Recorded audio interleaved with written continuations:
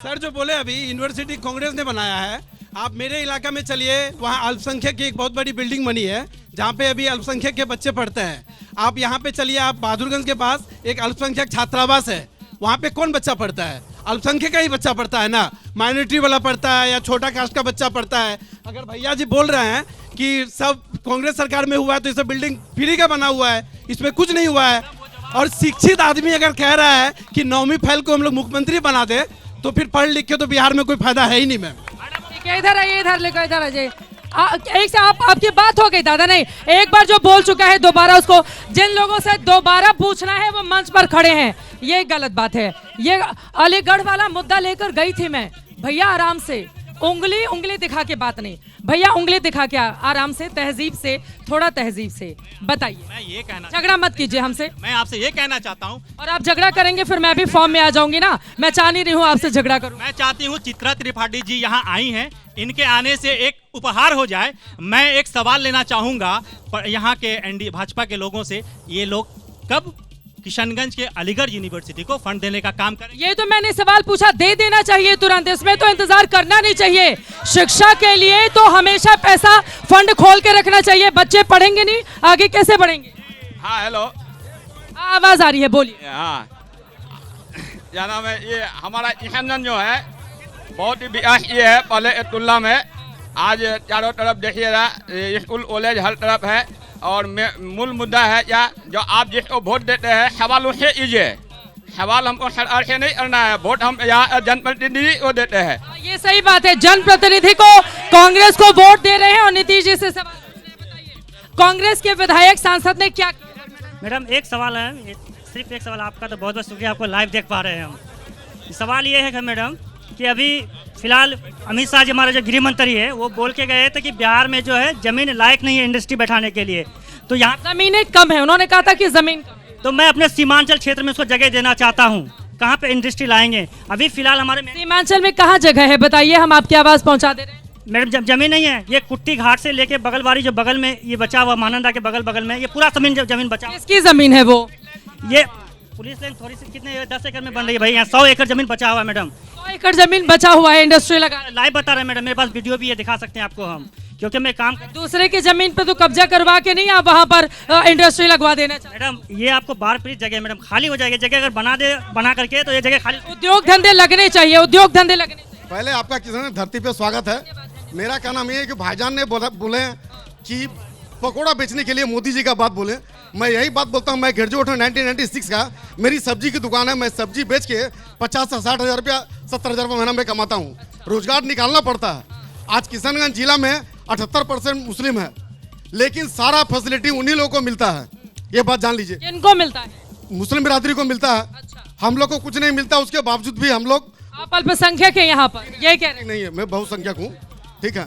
नहीं, यहाँ किशनगंज में अगर वो 68% है तो फिर हिंदू आबादी कम हुई। वो अल्पसंख्यक हैं, सारा फैसिलिटी उन्हीं को मिलती है, उसके बावजूद भी ये लोग उनको जिताना नहीं चाहते हैं।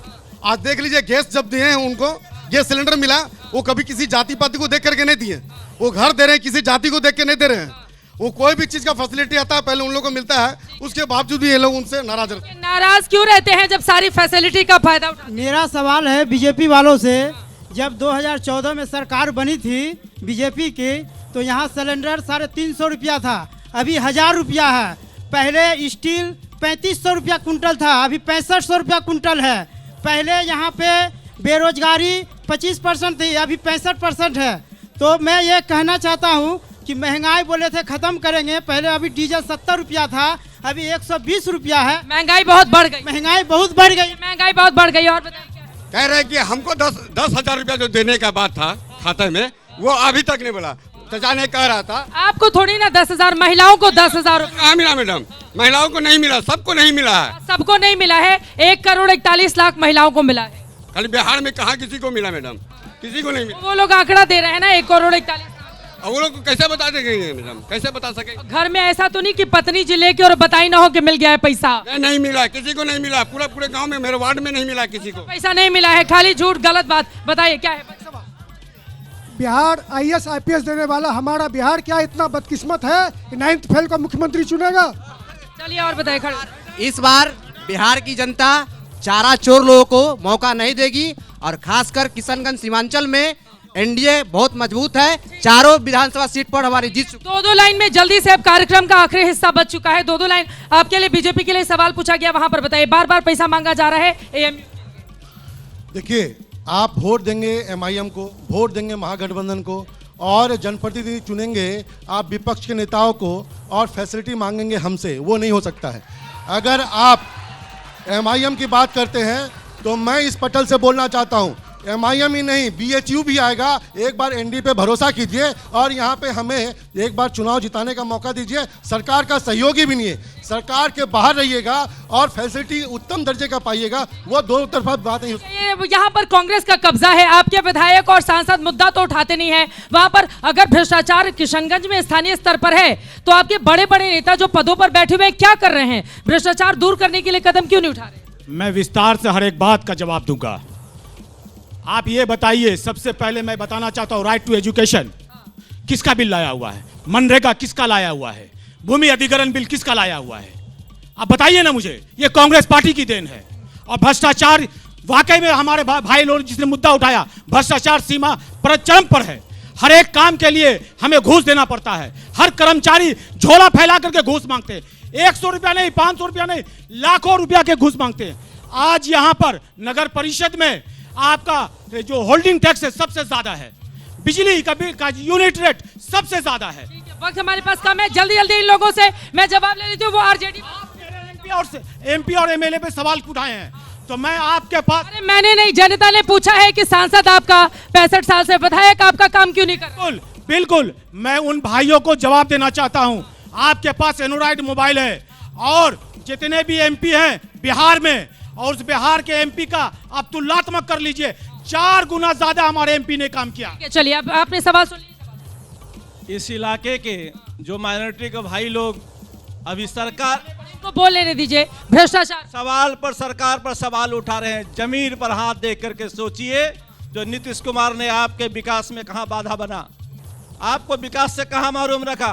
मदरसा के महतरीमों को 3000 4000 रुपये ठगबंधन की सरकार तनख्वाह देते थे, और मेरी सरकार ने अकलियत को शिक्षा बराबर मिले, ज्यादा शिक्षित किया जा सके, एक मदरसे को 30,000 40,000 रुपये का तनख्वाह दे रही है, और तमाम मदरसों को सजा करके अकलियत समाज के बच्चों को देश के पैमाने पर कंधे से कंधे के लिए बराबर खड़ा। मेरे पास वक्त कम है, दो लाइन में जल्दी से। 2 लाइन में तो हो नहीं पाएगा। तो वो लोग ब्रेक ले लेंगे बिना हमको बताए फिर। शोषित को शासक बना दिया, इसीलिए ये लोग जंगल राज बोलते हैं। पहली बात ये समझ लीजिए, और ये बताने का काम करे, या 5 किलो अनाज देके 5 ट्रिलियन इकोनॉमी बनाने की बात करते हैं, ये भाजपा वाले बताने का काम करे। जो सीएजी का रिपोर्ट आया है, आप पंचायती राज विभाग का 28,154 करोड़, शिक्षा विभाग का 12,000 करोड़, शहरी विकास का 11,000 करोड़, और कृषि विभाग में हर दिन जो डाटा है कि एक व्यक्ति कि किसान आत्महत्या कर लेता है, तो इसका जवाब कौन देगा?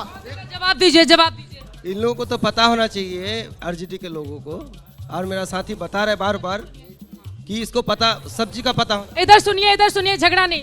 मधुबनी में फूड प्रोसेसिंग के माध्यम से हमारा नेता मखाना उद्योग का लगा दिया है, मतलब वो हो गया है, बोर्ड भी बन गया, सब बन गया। अब एक सिलेक्शन इन लोगों को समय नहीं है, वरना एक लोगों को पता होना चाहिए।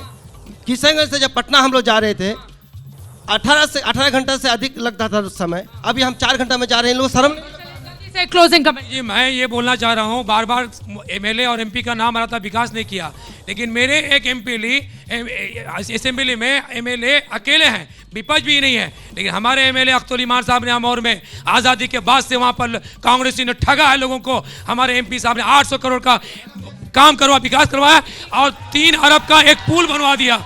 ये है विकास, ये है डेवलपमेंट। 3 अरब का 2 अरब 87 करोड़ का एक पुल बनवा है महानंदा में। 2 अरब 87 क्या बोल रहे हैं? 2 अरब 87 करोड़ का, बहुत ज्यादा पैसा हो गया ये तो। नहीं, इन्होंने हक छीन के लाया। मैं ये कहना चाहता हूँ एमएलए एमपी। फिलहाल किशनगंज के लोगों का बहुत धन्यवाद। हमारे साथ जोरदार तालियां बजा लीजिए खुद के लिए। सीमांचल का ये बेहद सुंदर इलाका, आपको बताते चले बिहार में चेरापूंजी की तरह आप इसको जान सकते हैं। मौसम यहाँ वगैरह इस तरह का रहता है, लेकिन राजनीति के मिजाज में मौसम क्या बदलेगा या वैसा ही रहेगा जैसा 2020 में हमने देखा था, इस पर रहेगी एबीपी न्यूज की नजर। अभी के लिए सीमांचल के किशनगंज से दीजिए इजाजत। देश और दुनिया की तमाम खबरों के लिए आप देखते रहिए एबीपी न्यूज।